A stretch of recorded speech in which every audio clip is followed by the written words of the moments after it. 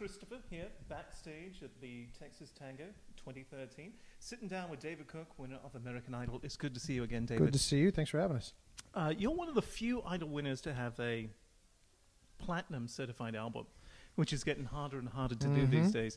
What's it like from singing in a TV studio to singing in front of the millions of people who feel like they've got this personal connection for you because they voted for you? I have to say, I think getting out on the road, like that's where I cut my teeth. I was in bands for 10 years before Idol, playing clubs to nobody and stuff. So the live show atmosphere I love. It is definitely more of a fishbowl in the studio. You got the 200 people there, but there's a bunch of people on the other end of the lens. So it got easier once we got out in front of the live crowds and really had that person-to-person contact. Okay, well, that leads me sort of to my second question. The good Idol winners come out of the program with this built-in fan base.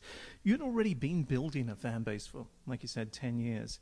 But that fan base that you come out of Idol with, most musicians would kill for. Did you feel bulletproof when you won? Or did you feel kind of confined by their expectations now?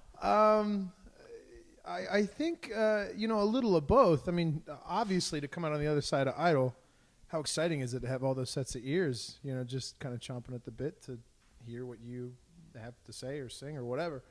But you certainly don't want to, it's not like you go on the show and you sing Lionel Richie and you come off the show and you're playing speed metal. That's going to be a little bit of a disconnect. So I think... on the show, you just try to stay as true to yourself as you can, given the parameters of each week with the themes and all that stuff, and then come out and make a record that your fans want to hear and that you want to go out and play every night. Okay.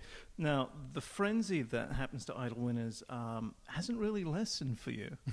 Other people, we can barely remember their name, but you, I remember looking at I think it was Facebook or Twitter or something when you started to grow the beard. I mean, people just blew up. People are opinionated about the beard. It's funny. Yeah. I'm lucky. I think we do all that we can do, as performers to come out every night and put the best show on. And after that, we're really kind of out of the loop. It's up to the listeners to grab hold of it and make it something. And so I've been extremely fortunate that fans have kind of really gravitated to what we're doing. Okay, now you've been out of the Idol scene for years now, but you keep crossing paths with people who've been through the same thing. Like you were on tour with Gavin last year. Do you keep up with what's going on with Idol? What do you think of it these days with Simon gone and now Randy gone, but coming back as an advisor and the judges changing? I think after Simon Cowell left, it seemed to just kind of snowball from there. So I don't really know. I would love to see the show kind of, be a little steadier, so it's not just different judges every year and all this stuff. Because I think it can take away from, to what I guess it's just my opinion, like the bread and butter of the show. Like I was fortunate that, we had the same judge panel for 7 seasons when I came in. So when I'm on the show, the show's able to focus on the contestants and the viewers and the listeners are able to,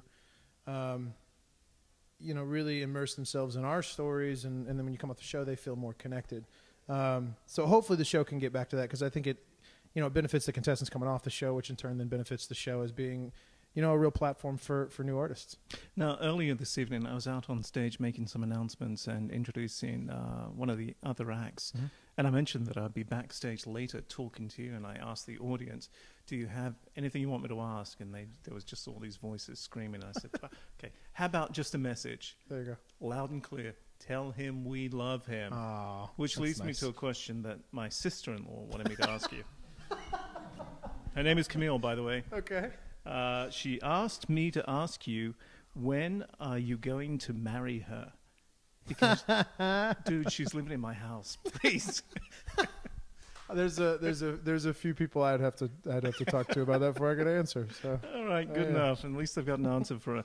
Okay, what's on the horizon for you? We actually played a few new songs tonight, all of which are going to be part of our next album. So right now we're just we're kind of coming out and litmus testing these new songs, and then going to go in and work on another record. So that's what's next. Okay, David Cook, thank you so much for being part of 1029 Now's Texas Tango 2013. Thank you very much for having us.